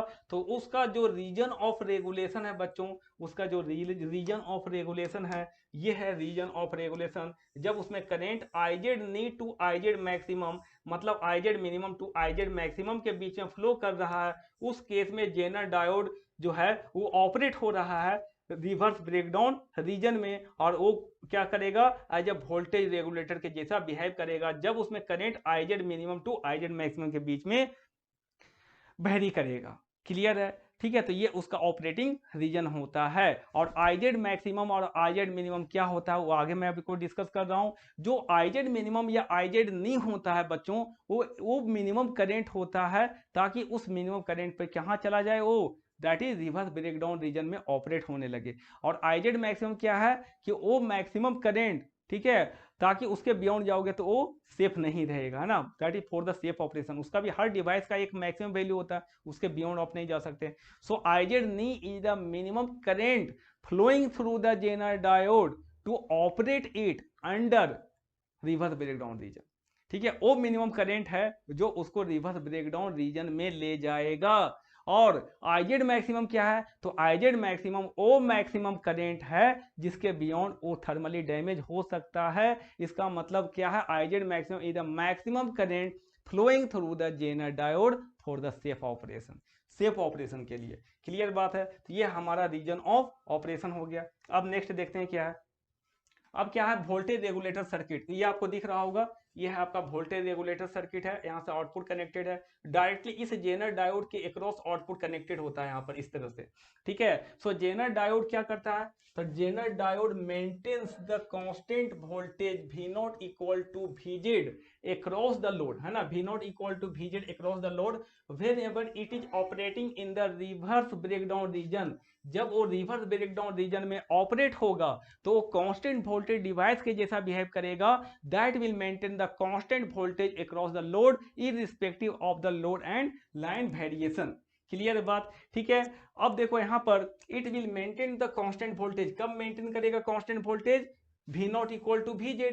तो जो उसका ब्रेकडाउन वोल्टेज है, जो आपका रेटेड वोल्टेज है ब्रेकडाउन वोल्टेज, उतना ही वोल्टेज का आपका कांस्टेंट वोल्टेज मेंटेन करेगा अक्रॉस द लोड, है ना। तो क्या होगा, और ये कब मेंटेन करेगा बच्चों, जब उसमें ये कंडीशन फुलफिल हो रहा होगा, मतलब आईजेड का वैल्यू क्या होगा, आईजेड मिनिमम और आईजेड मैक्सिमम के बीच में फ्लो हो रहा होगा, ठीक है, which is independent of load and line variation, है ना। तो अगर ये कंडीशन फुलफिल हो रहा है, मतलब उसमें करंट ऐसा फ्लो कर रहा है I Z minimum to IZ maximum के बीच में, तो उस क्या करेगा, कांस्टेंट वोल्टेज मेंटेन करेगा across the load which is independent of load and line variation. उसके बाद एक बार उसका ब्रेकडाउन हो गया, उसके बाद चाहे आप सोर्स को चेंज कर दो, चाहे आप लोड को चेंज कर दो, उससे इंडिपेंडेंट होगा, वो always V naught equal to VZ maintain करेगा अक्रॉस द लोड। क्लियर है। अब यहाँ पर क्या लिखा हुआ आइजेड मैक्सिमम क्या है, ये maximum current flowing through the zener diode for the safe operation. ये क्या है, maximum current flowing through the zener diode for the safe operation. और आइजेड नी क्या है, it is the minimum current required to operate the zener diode in the reverse breakdown region, है ना। It is the minimum current required to operate the zener diode in the reverse breakdown region. और ये देखो आपका VZ क्या represent कर रहा है, VZ रिप्रेजेंट कर रहा है Zener breakdown voltage, Zener breakdown voltage को रिप्रेजेंट कर रहा है। और आईजेड क्या रिप्रेजेंट करता है, जेनर करंट को रिप्रेजेंट कर रहा है। तो आईजेड का मैक्सिमम वैल्यू कितना होगा बच्चों, ये होगा PD max upon VZ। PD max आपको दिया रहेगा, पीडी मैक्स क्या है, maximum power dissipation of the zener diode, कि जेनर डायोड मैक्सिमम कितना पावर डिसिपेट कर सकता है। तो पावर इक्वल टू होता है VI, तो आईजेड मैक्सिमम इक्वल टू क्या होगा, पीडी मैक्सिमम अपॉन क्या हो जाएगा, VZ। तो यहां से आप आईजेड मैक्सिमम निकाल सकते हो। क्लियर है बात, ठीक है सर। चलो फिर आगे बढ़ते हैं। अब आते हैं ब्रेकडाउन मैकेनिज्म। ठीक है, तो पूरे सेमीकंडक्टर में हमारा दो टाइप का यहाँ पर ब्रेकडाउन मैकेनिज्म होता है। एक होता है हमारा जेनर ब्रेकडाउन और सेकेंड होता है हमारा क्या, एवलांचे ब्रेकडाउन या एवलांचे मल्टीप्लीकेशन भी उसको बोला जाता है। तो सबसे पहले आइए देखते हैं व्हाट इज जेनर ब्रेकडाउन, है ना। तो बेसिकली मैं आपको बता देता हूँ कि जो जेनर ब्रेकडाउन होता है बच्चों, वो हेवली डॉप्ड पीएन जंक्शन में होता है। किस में होता है, हेवली डॉप्ड पीएन जंक्शन में होता है। अब अगर हेवली डॉप्ड पीएन जंक्शन होगा, पी साइड भी हेवली डॉप्ड, एन साइड भी हेवली डॉप्ड, तो दोनों क्या करेगा, आपका जो आपका डिप्लीजन रीजन बन रहा है उसका विड्थ क्या हो जाएगा, बहुत ही कम हो जाएगा। क्योंकि अगर हेवली डॉप्ड रीजन है पी और एन साइड दोनों, तो उसके कारण क्या होता है, विड्थ ऑफ डिप्लीजन लेयर क्या हो जाता है, बहुत ही कम हो जाता है। क्लियर है बात। तो अब होगा क्या, जब विड्थ ऑफ डिप्लीजन रीजन कम हो जाएगा, इसका मतलब उस जंक्शन के अक्रॉस बहुत ही हाई इलेक्ट्रिक फील्ड डेवलप होगा, that is in the range of 2 × 10⁻⁷ volt पर मीटर। इतना हाई इलेक्ट्रिक फील्ड हो जाएगा और इस हाई इलेक्ट्रिक फील्ड के कारण ये जेनर ब्रेकडाउन होता है। ठीक है, चलिए फिर देखते हैं क्या है ये। तो Zener breakdown occurs, the Zener breakdown occurs in the heavily doped PN junction. किसमें होता है, हेवली डॉप्ड पीएन जंक्शन में होता है। सबसे पहली बात किसमें होता है बच्चों, हेवली डॉप्ड पीएन जंक्शन में होता है। Due to high electric field, बहुत ही हाई इलेक्ट्रिक फील्ड के कारण ये ब्रेकडाउन होता है। ठीक है, that is setup across the junction, जो कि हाई इलेक्ट्रिक फील्ड सेटअप हो जाता है अक्रॉस द जंक्शन। और इसका वैल्यू कितना होता है, इतना ज्यादा हाई इलेक्ट्रिक फील्ड होता है, 2 × 10⁻⁷ वोल्ट पर मीटर। ठीक है, और ये अकर होगा, ठीक है, मतलब जेनर ब्रेकडाउन होगा कब, for the voltage less than, for the reverse voltage less than 6 volt, है ना। And Zener breakdown having NTC, NTC का मतलब क्या हो गया बच्चों, यहाँ पर एनटीसी का मतलब आप ये ना समझें कि ये negative temperature coefficient of resistivity, ना ना ना ना, ये है negative temperature coefficient of breakdown voltage. इसका मतलब ये हुआ कि जो आपका ब्रेकडाउन वोल्टेज है वो डिक्रीज करेगा with increase in temperature, temperature increase करने से ये क्या होगा, डिक्रीज करेगा। मतलब ये हो गया कि मान लो कि T equal to 30 degree centigrade पे ब्रेकडाउन वोल्टेज रिक्वायर्ड था 6 वोल्ट, ठीक है, नेगेटिव में, तो T equal to -35 degree centigrade कर दिया, तो ब्रेकडाउन वोल्टेज क्या हो जाएगा, और डिक्रीज कर गया, तो पता चला कि 5 वोल्ट पर ही अभी अब ब्रेकडाउन हो जा रहा है। क्लियर है, 5 वोल्ट पर ही ब्रेकडाउन हो जा रहा है। इसका मतलब टेम्परेचर बढ़ाने से जेनरल ब्रेकडाउन वोल्टेज क्या होता है, हमारा डिक्रीज करता है। इसीलिए बोलते हैं negative temperature coefficient of breakdown voltage होता है। क्लियर है। So zener breakdown having NTC, that is temperature बढ़ाने से उसका ब्रेकडाउन वोल्टेज क्या होता है, डिक्रीज करता है। क्लियर है। So breakdown voltage decreases with increase in temperature. अब विड्थ ऑफ डिप्लीजन लेयर क्या होता है, 2 of epsilon by Q 1 by Na + 1 by Nd into VZ, है ना। अब VZ क्या होता है, हमारा जंक्शन पोटेंशियल होता है बच्चों। ठीक है, तो यहां से आपको देखने से लग रहा होगा इस फॉर्मूले से कि विड्थ ऑफ डिप्लीजन लेयर क्या है, inversely proportional to Na Nd, impurity concentration से इनवर्सली प्रोपोर्शनल है। इसका मतलब अगर ये Na और Nd का वैल्यू हाई हो जाएगा तो विड्थ ऑफ डिप्लीजन लेयर क्या हो जाएगा, कम हो जाएगा। और जब विड्थ ऑफ डिप्लीजन लेयर कम हो जाएगा तो आप यहां से देख लो कि E का वैल्यू क्या होगा, हमारा V बाई क्या हो जाएगा, W, और W का वैल्यू कम हो जाएगा तो electric field across the junction क्या हो जाएगा, बहुत ही हाई हो जाएगा। ठीक है, so due to the narrow depletion layer tunnelling phenomena occur. Tunnelling phenomena क्या होता है बच्चों, कि इतना ये थिन लेयर हो जाता है, डिप्लीजन लेयर का विड्थ इतना ज्यादा थिन होता है कि directly P side to N side और N side to P side क्या होता है, मेजोरिटी कैरियर डायरेक्टली क्या करते हैं, जंप कर जाते हैं, डायरेक्टली क्या होते हैं, जंप कर जाते हैं। और इस फिनोमिना को बोला जाता है टनलिंग। टनलिंग है ना। ये कब होगा, जब पी साइड और एन साइड क्या है, heavily doped P N junction बन रहा है हमारा, दोनों साइड क्या है, हेवली डॉप्ड पी टाइप और एन टाइप सेमीकंडक्टर है। उस केस में क्या होता है, विड्थ ऑफ डिफ्यूजन लेयर बहुत ही नैरो हो जाता है और बोलते हैं कि ये टनलिंग फिनोमिना होगा। क्लियर है बात। चलो अब नेक्स्ट देखते हैं क्या है। फिर आगे आते हैं एवलांचे ब्रेकडाउन, है ना। एवलांचे ब्रेकडाउन क्या, also called एवलांचे multiplication, it occurs in the lightly doped PN junction. ये किस में होता है, ये लाइटली डॉप्ड पीएन जंक्शन में होता है, जबकि जनरल ब्रेकडाउन किस में होता था, हेवली डॉप्ड पीएन जंक्शन में होता था। It occurs in the lightly doped PN junction, है ना, when the reverse bias voltage is sufficiently high. जब reverse bias voltage sufficiently high होगा तो उस केस में क्या होगा, the minority charge carrier gets highly accelerated. जब आप क्या करोगे बच्चों, रिवर्स बायस वोल्टेज जब सफिशिएंटली हाई करोगे, ठीक है, मतलब इसमें जो आपका रिवर्स बायस वोल्टेज होता है वो ग्रेटर देन 6 वोल्ट पर क्या होता है, एवलांचे ब्रेकडाउन होता है।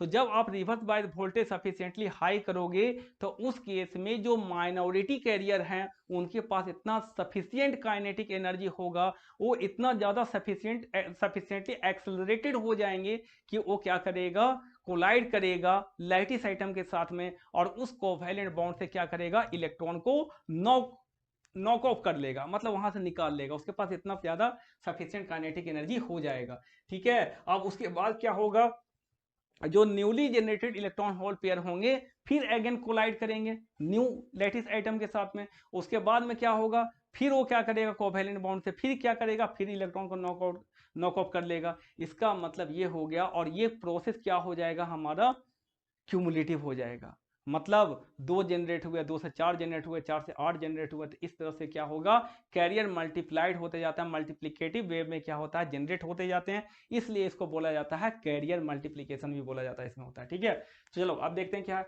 When the reverse bias voltage is sufficiently high the minority charge carrier gets highly accelerated and their kinetic energy becomes high enough. उसका काइनेटिक एनर्जी इतना हाई हो जाता है and they knock off the electron from the covalent bond. वो क्या करेगा, उस covalent bond से क्या करेगा, इलेक्ट्रॉन को खींच के निकाल लेगा। ठीक है, तो इसको हम लोग बोलते हैं क्या, दैट इज एवलांचे ब्रेकडाउन, है ना। अब देखो क्या होगा उसके बाद में, now the newly generated electron hole pair, जो न्यूली जनरेट होंगे जिसको उसने क्या किया, नॉक ऑफ करके निकाला, तो newly generated electron hole pair gets accelerated, वो भी एक्सेलरेटेड होंगे and again it knock off the electron from the covalent bond and cause ionization and which is called impact ionization, जिसको हम लोग क्या बोलते हैं, इम्पैक्ट आयोनाइजेशन बोलते हैं बच्चों। मतलब इम्पैक्ट आयोनाइजेशन का मतलब क्या हो गया, कि जो newly generated electron hole pair हैं वो फिर अगेन क्या करेंगे, फिर कोलाइड करेंगे लैटिस एटम के साथ और फिर क्या करेंगे, नॉक ऑफ कर लेंगे अनदर इलेक्ट्रॉन को।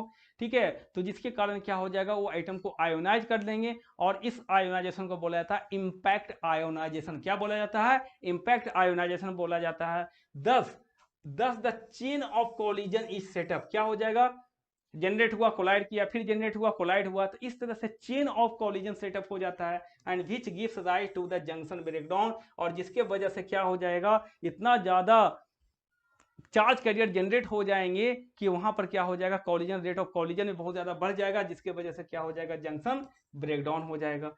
ठीक है, so it is having PTC. अब देखो इसका क्या होता है, हमारा पॉजिटिव टेम्परेचर कोफिशिएंट होता है। मतलब क्या हो गया कि अगर आप टेम्परेचर बढ़ाओगे तो उसका ब्रेकडाउन वोल्टेज भी क्या हो जाएगा, avalanche breakdown voltage increases with increase in temperature. Zener diode में ऐसा नहीं था, जेनर डायोड में का एनटीसी ऑफ क्या होता है हमारा, ब्रेकडाउन वोल्टेज। मतलब वहां पर जेनरल ब्रेकडाउन के केस में टेम्परेचर बढ़ाने पे ब्रेकडाउन वोल्टेज डिक्रीज कर रहा था। क्लियर बात। चलिए फिर अब आगे आते हैं, आगे देखते हैं क्या है। अब आते हैं फोटो इलेक्ट्रॉनिक डिवाइसेस, क्या आते हैं बच्चों, और इस चैप्टर का ये मोस्ट इंपॉर्टेंट पार्ट है, that is photo electronic devices. तो मैं आपको बता देता हूं, जो फोटो इलेक्ट्रॉनिक डिवाइसेस होते हैं उसमें क्या होता है, conversion of light energy into electrical energy, या फिर conversion of electrical energy into light energy, है ना। तो यहां पर हम लोग बोल सकते हैं कि photo electronic devices are those devices in which the inter conversion of electrical energy and to light energy and light energy to electrical energy occurs, है ना। जब एनर्जी का conversion light energy to electrical energy होता है, जब light energy to electrical energy होता है तो उस प्रोसेस को बोला जाता है, क्या बोला जाता है बच्चों? Light energy to electrical energy, light energy to electrical energy, तो उसको क्या बोला जाता है? That is photovoltaic effect. मतलब लाइट एनर्जी आई और उससे इलेक्ट्रिकल एनर्जी में कन्वर्जन हुआ, ठीक है। That is light energy to electrical energy. और ये प्रोसेस किस में होता है? ये प्रोसेस होता है फोटो डायोड में, ठीक है, जिसमें कन्वर्जन होता है light energy to electrical energy. जब हम रिवर्स बायस पीएन जंक्शन पे लाइट को फॉल करवाते हैं सुटेबल वेवलेंथ, सुटेबल फ्रीक्वेंसी का, तो उस यहाँ से चार्ज कैरियर जनरेट होते हैं और इलेक्ट्रिसिटी प्रोड्यूस होती है, ठीक है। तो photodiode work on the principle of क्या? That is photovoltaic effect. क्या होता है हमारा? फोटो वोल्टेइक इफेक्ट, मतलब conversion of light energy into electrical energy. और सेकेंड जो प्रोसेस होता है बच्चों, उसको बोला जाता है इलेक्ट्रोल्यूमिनेंस। इलेक्ट्रोल्यूमिनेंस का मतलब क्या हो गया? The process of conversion of electrical energy into light energy. और इस प्रिंसिपल पे वर्क करता है एलईडी। क्या होता है? लाइट इमिटिंग डायोड, जिसमें electrical energy to light energy में कन्वर्जन होता है। क्लियर है बात? तो ये आपका हो गया। सो यहाँ पर दो प्रोसेस होगा, एक होता है हमारा क्या? That is light energy to into electrical energy which is called photovoltaic effect. इस पर काम करता है सोलर सेल, है ना। सोलर सेल इसी प्रिंसिपल पे वर्क करता है। और दूसरा क्या होता है? Conversion of electrical energy into light energy, है ना। और इस प्रोसेस को बोला जाता है इलेक्ट्रोल्यूमिनेंस, जिसपे वर्क करता है हमारा कौन? लाइट इमिटिंग डायोड वर्क करता है, ठीक है। तो बोल सकते हैं कि जो फोटो इलेक्ट्रॉनिक डिवाइसेस हैं that work on the principle of conversion of light energy to electrical energy और conversion of electrical energy to light energy. Clear हो गया?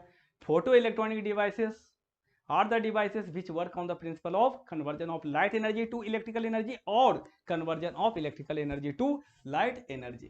क्लियर है? चलिए अब देखिए यहाँ पर आगे क्या है। सबसे पहले आ जाते हैं लाइट इमिटिंग डायोड, ठीक है, जिसका मोस्टली यूज किया जा रहा है, फ्रीक्वेंटली यूज किया जा रहा है लाइट इमिटिंग डायोड का, ठीक है। डिस्प्ले डिवाइसेस वगैरह में यूज किया जा रहा है, या फिर बहुत जगह पर सीरीज बल्ब में आप दिवाली वगैरह में आप जलाते हो, ठीक है। तो आपका डेकोरेशन पर्पस के लिए, हाउस लाइटिंग के लिए, है ना। तो ये एलईडी का बहुत जगह पर यूज किया जाता है। टीवी रिमोट में आप यूज कर रहे हो, है ना। तो बहुत जगह पर आप एलईडी का फ्रीक्वेंटली एप्लीकेशन यहाँ पर दिखाई देता है, ठीक है। तो आइए देखते हैं एलईडी क्या है। So LED is a photonic device, है ना। LED is a photonic device, LED is a photonic device which work on the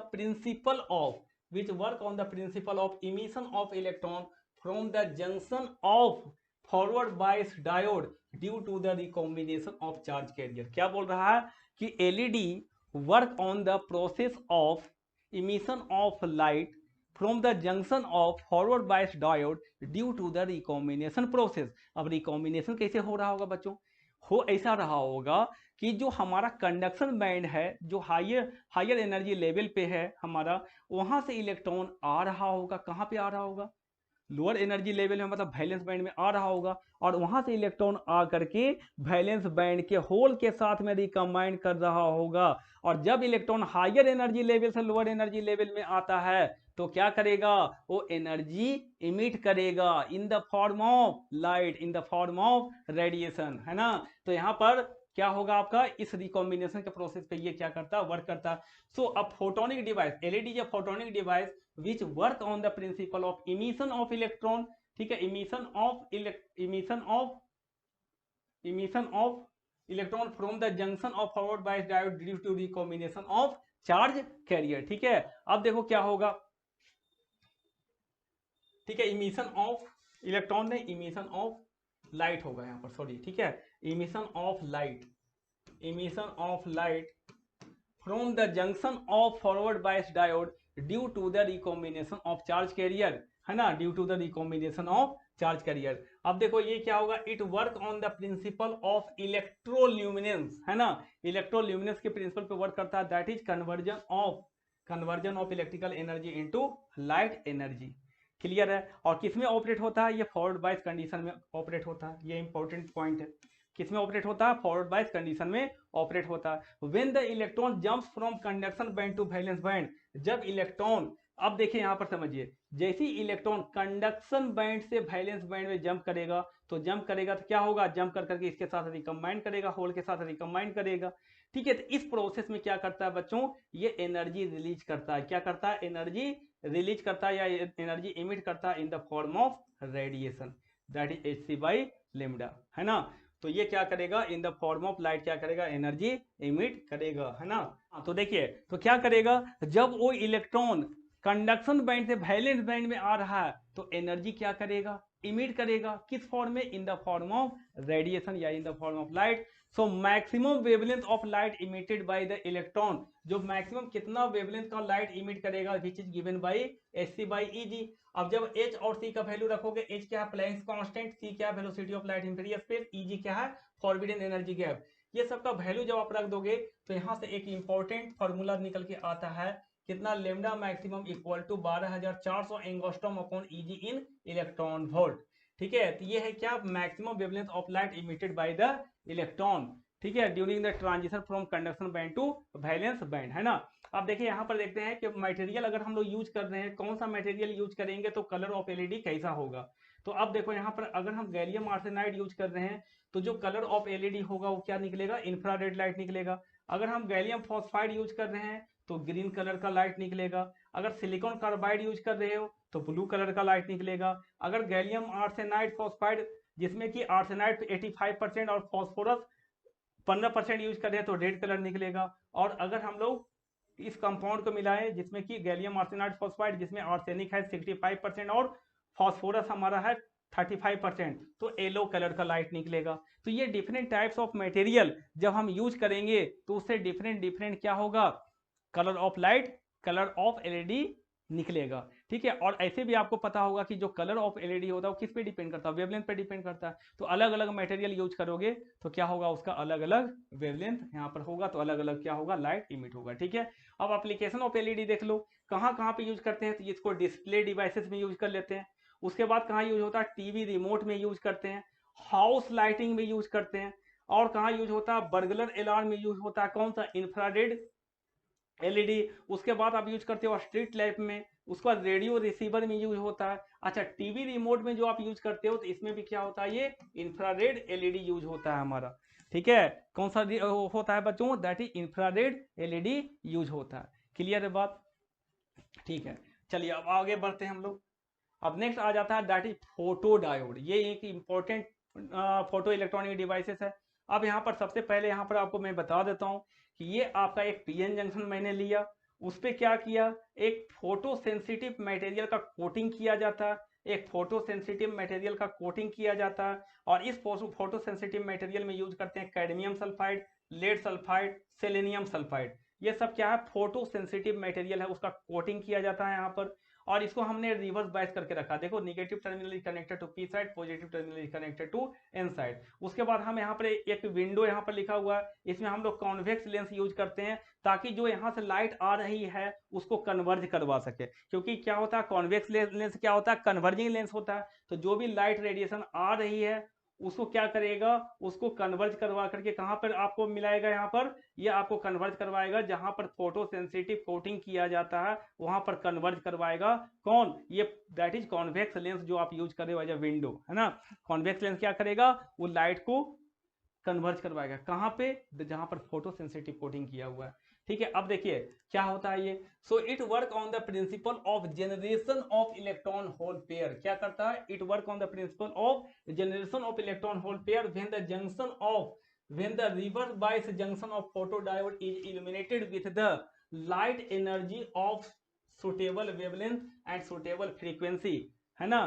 क्या करते हैं कि जो फोटो डायोड को हम रिवर्स बायस करके रखे हैं, उस रिवर्स बायस जंक्शन पे हम लोग फोटो सेंसिटिव कोटिंग किए हुए रहते हैं, और उस फोटो सेंसिटिव कोटिंग पे एक कन्वर्जिंग लेंस या कॉन्वेक्स लेंस के थ्रू लाइट को हम लोग फॉल करवाते हैं, जो कि कन्वर्ज करवा देगा कहाँ पे?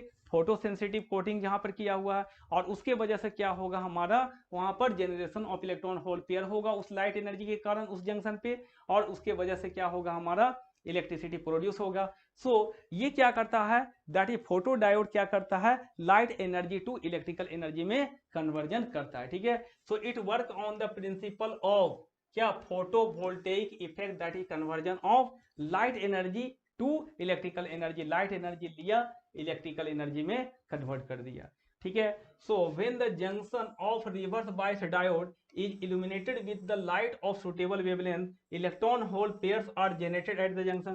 जैसे आप लाइट ऑफ सुटेबल वेवलेंथ से क्या करोगे, या इसको फॉल करवाओगे, इसके वजह से क्या होगा, हमारा इलेक्ट्रॉन होल पेयर यहाँ पर जनरेट होंगे, और उसके कारण क्या होगा, रेजिस्टेंस ऑफ द जंक्शन क्या हो जाएगा, रिड्यूस हो जाएगा, and hence the current start flowing from N side to P side.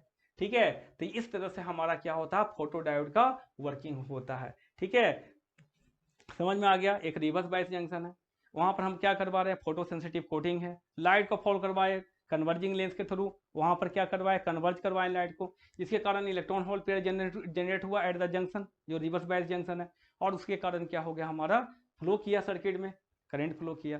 Clear है, तो ये हमारा फोटो डायोड का क्या होता है, वर्किंग प्रिंसिपल होता है। ठीक है, conversion of light energy into electrical energy. अब देखिए यहाँ पर फोटो वोल्टेइक पोटेंशियल का जो हमारा एक्सप्रेशन है, V photo equal to eta VT ln 1 plus IS by I naught, जहां पर IS क्या है, सैचुरेशन करंट, आई नोट क्या है, डार्क करंट। इसको बोला जाता है डार्क करंट, मतलब current flowing through the photo diode in the absence of light, है ना।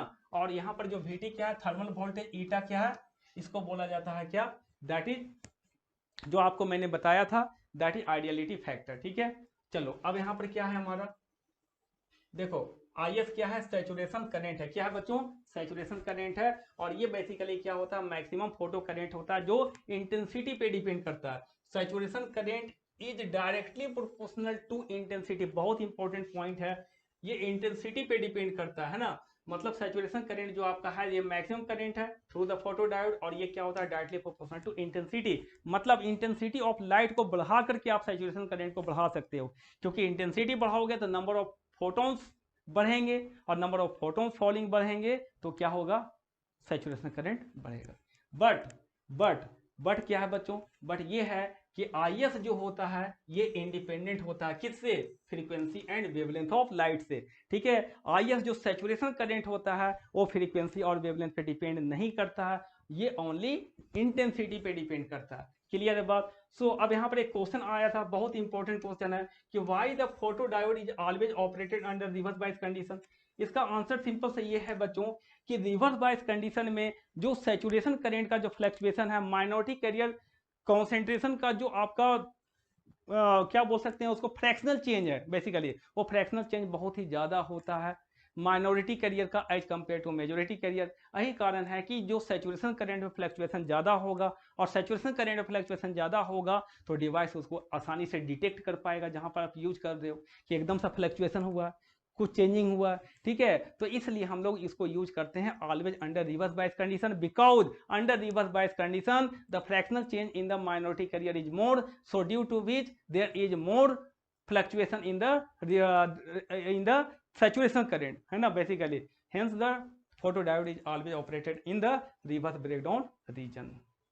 क्लियर है बात। तो ये आपका लिखा हुआ है, उसके बाद ये ग्राफ आपका बना हुआ है, सैचुरेशन करंट वर्सेस वोल्टेज, है ना। तो यहाँ पर क्या होगा, जैसे आप देखो इंटेंसिटी बढ़ाओगे I3 greater than I2 greater than I1, तो रिवर्स जो हमारा सैचुरेशन करंट है वो भी क्या हो जाएगा, हमारा बढ़ जाएगा। तो saturation current directly proportional to intensity, क्या होता है हमारा, saturation current is directly proportional to intensity.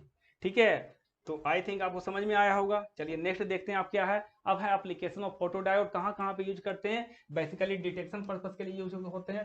ठीक है, for the detection of optical signal and for the demodulation of optical signal and in the light operated switch, है ना। कहाँ पे यूज करते हैं, in the light operated switch में use करते हैं। क्लियर है। अब आ जाते हैं हमारा नेक्स्ट जो डिवाइस है, दैट इज सोलर सेल या फोटो वोल्टेइक सेल भी बोला जाता है, और इसका large application, huge amount of application हो रहा है सोलर सेल का। क्लियर है। अब देखो यहाँ पर क्या होता है, ये क्या है, सोर्स ऑफ ईएमएफ होता है। सोलर सेल क्या है हमारा, it work on the principle of photo voltaic effect, है ना, फोटो वोल्टेइक इफेक्ट पे वर्क करता है। ठीक है, it is the source of EMF, मतलब यहाँ पर कोई एक्सटर्नल बैटरी की रिक्वायरमेंट नहीं है, ये खुद इलेक्ट्रिसिटी जनरेट करता है। ठीक है, ये खुद इलेक्ट्रिसिटी जनरेट करता है। So it is the source of EMF, hence no external battery is required. कोई भी एक्सटर्नल बैटरी रिक्वायर्ड इसको नहीं है। It work on the principle of absorbing the sunlight and generating the EMF. क्या करता है, सनलाइट को लिया और ईएमएफ जनरेट किया। क्लियर है। So conversion of light energy into electrical energy, है ना।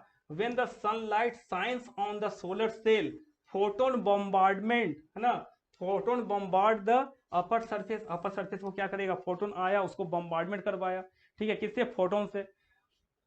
And generate the electron hole pair, मतलब क्या होता है, एक सोलर पैनल होता है, इसमें लाइट क्या हुआ, सनलाइट आई, फोटोन्स आए, उस पर बम्बार्ड हुए अपर सरफेस पे, और वहां से इलेक्ट्रॉन होल पेयर वहां पर जनरेट करता है, जिससे क्या होता है, हमारा इलेक्ट्रिकल एनर्जी उसमें स्टोर हो जाता है। अब जब इलेक्ट्रिकल एनर्जी स्टोर हो जाता है तो आप क्या करते हो, सोलर पैनल को चार्ज करते हो।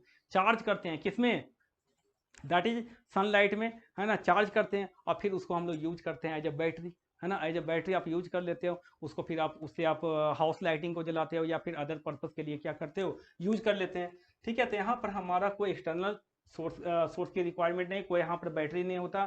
These are the source of EMF. क्या है ये, सोर्स ऑफ ईएमएफ है ना।